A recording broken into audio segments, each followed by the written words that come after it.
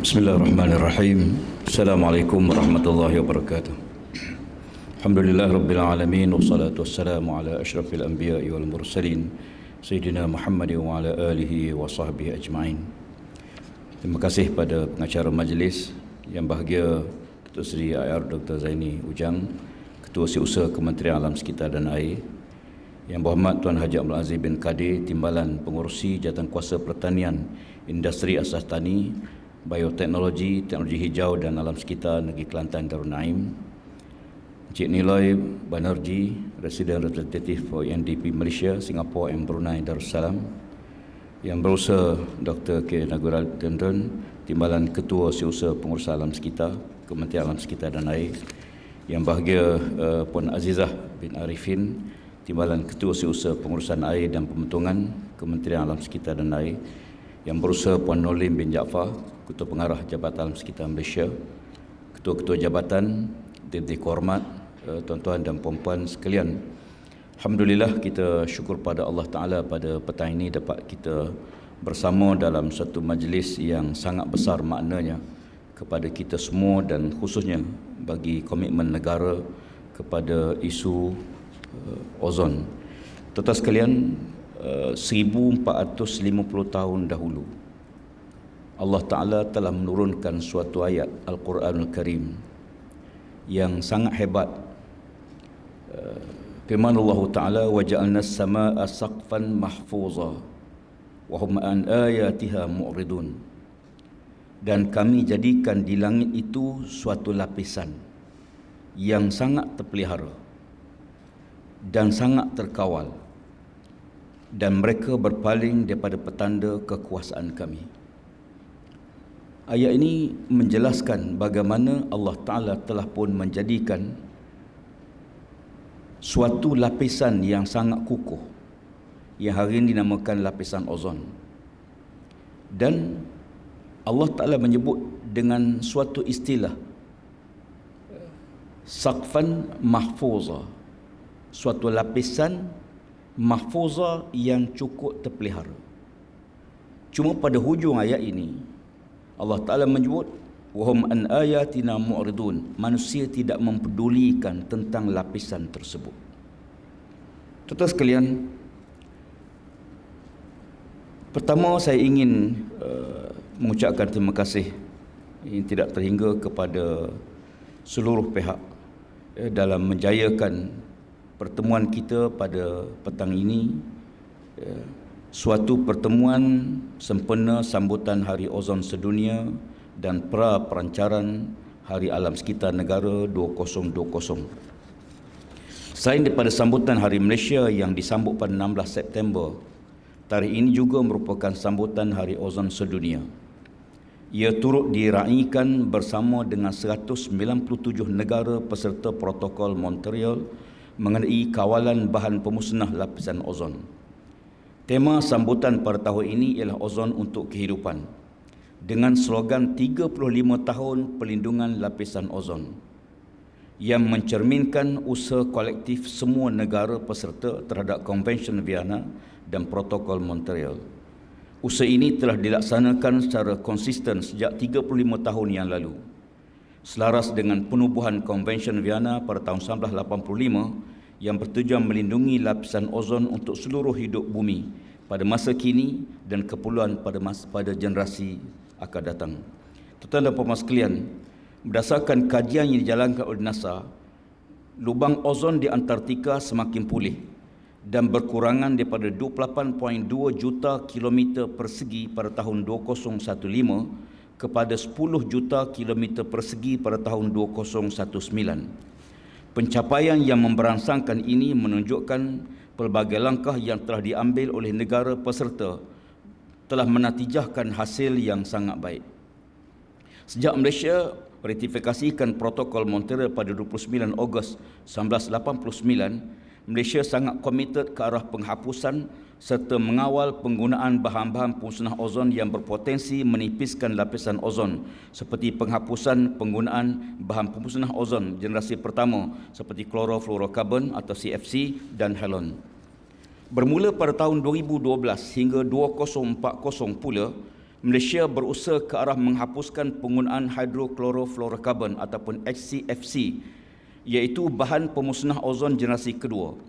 Berdasarkan Pelan Pengurusan Penghapusan HCFC, peringkat pertama, Malaysia telah berjaya mengurangkan penggunaan HCFC melebihi sasaran yang ditetapkan, iaitu 19% berbanding sasaran kita hanya 10%.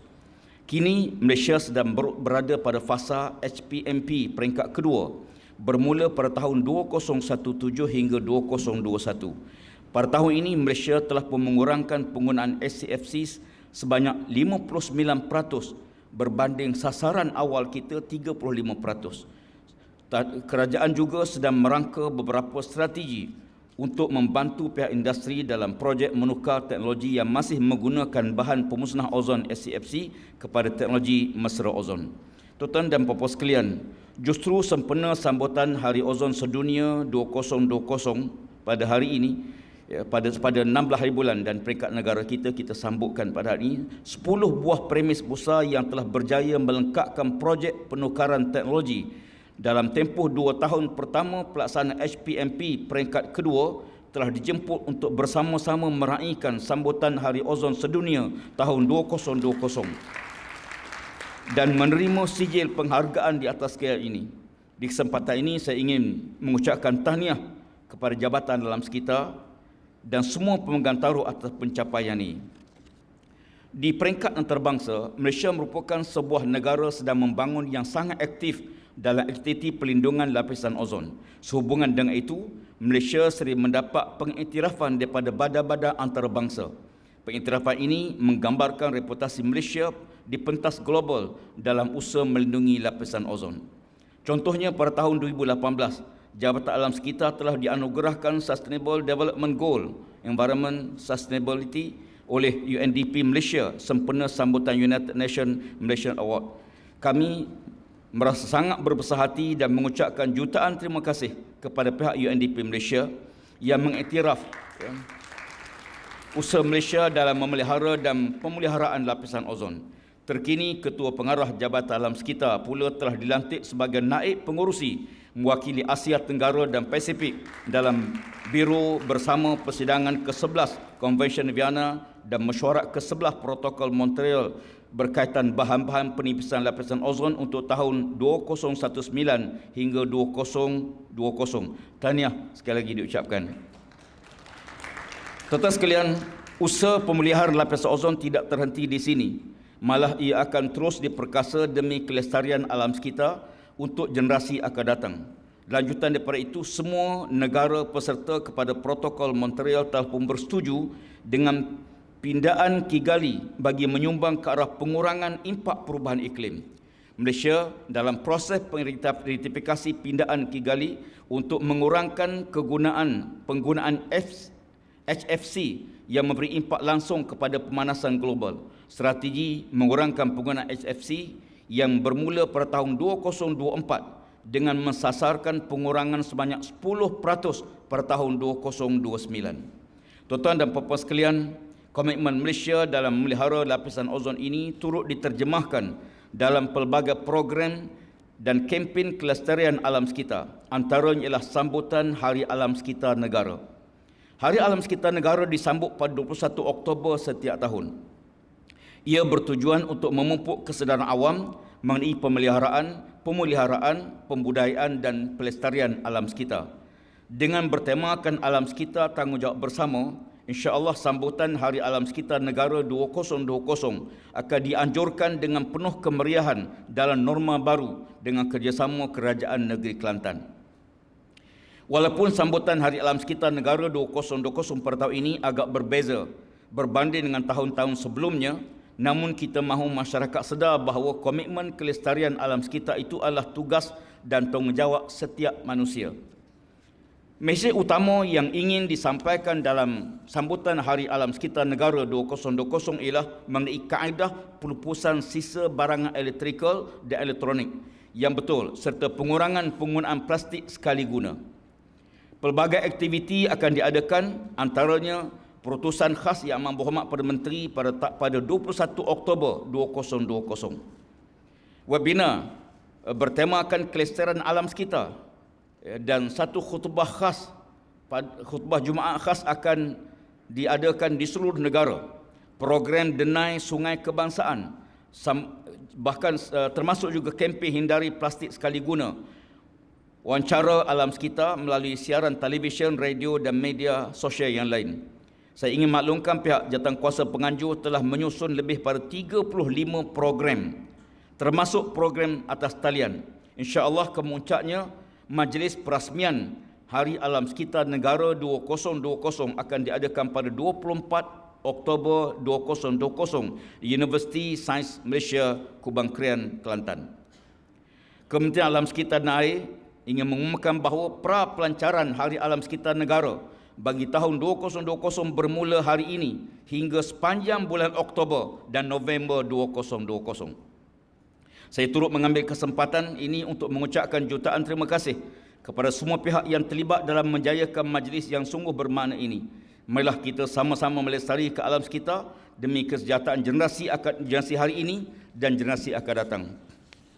Kepada Mr. Niloy Banerjee, thank you very much for your kind support. I hope CASA and UNDP could explore the greater collaboration for the sustainability of environment. Tuan-tuan sekalian, ada satu perkara yang menarik juga untuk kita renungi bersama. Dalam surah Ar-Rahman pada ayat ke-7, Allah Ta'ala menyebut was-samaa'a rafa'aha wa wada'al mizan. Bumi diangkat oleh Allah Ta'ala dan Allah letakkan satu neraca pengukuran. Sustainability, kestabilan, itulah dimaksudkan dengan istilah al-mizan, ya, di mana pengukuran yang lengkap sempurna pada setiap kejadian yang Allah Ta'ala ciptakan, dan kita rakyat seluruhnya, marilah sama-sama kita memelihara alam sekitar, menjaga kelestariannya, bukan saja untuk kita, bahkan untuk generasi akan datang. Dengan lafaz Bismillahirrahmanirrahim, saya merasmikan sambutan Hari Ozon Sedunia 2020 dan pra-pelancaran Hari Alam Sekitar Negara 2020. Sekian, wabillahi taufiq wal hidayah. Assalamualaikum warahmatullahi wabarakatuh. Terima kasih diucapkan kepada Yang Berhormat Menteri di atas ucapan perasmian.